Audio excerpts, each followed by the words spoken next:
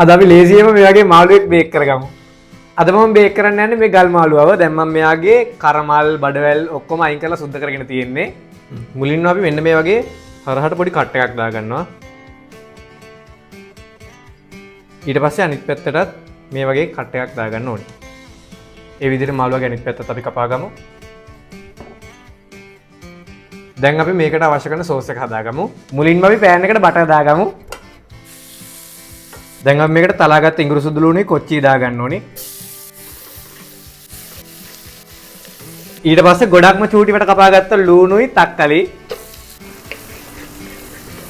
ඊට පස්සේ light soy sauce, fish sauce.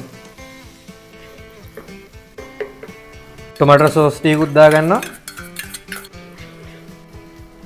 ඔයාලා මේකට ලුණු කුඩු ගම්මිරිස් කුඩු දාගනිද්දී ඔයගලගේ රස අණු එකතු කරගන්න. ඉතින් අපි මේක ශ්‍රී ලංකාවේ රසට හදාගන්න හින්දා අපි 3-5 ටිකුයි මිරිස් කුඩු ටිකුයි දාගන්නවා.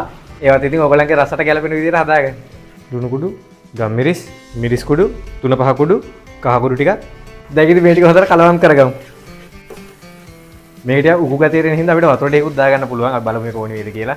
ඉතින් මේකට උගු ගතිය වැඩි හින්දා වතුර ටිකක් අපි එකතු කරගමු මේකට. ගොඩක් එකතු කරන්න ඕනේ නැහැ, චුට්ටයි ඕනි.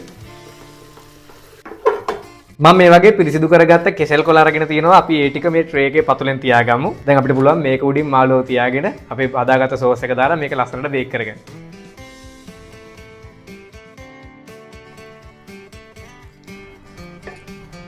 දැන් ඔයාලා මේක සෙල්සියස් අංශක 180 විනාඩි 30ක් 40ක් විතර බේක් කරගන්න. ඉතින් oven එකෙන් oven එකට බේක් වෙන්න යන ටයිම් එක වෙනස් වෙන්න පුළුවන්.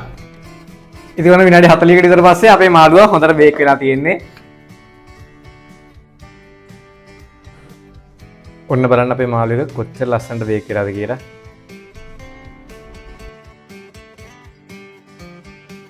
මේක මාරම රසයි.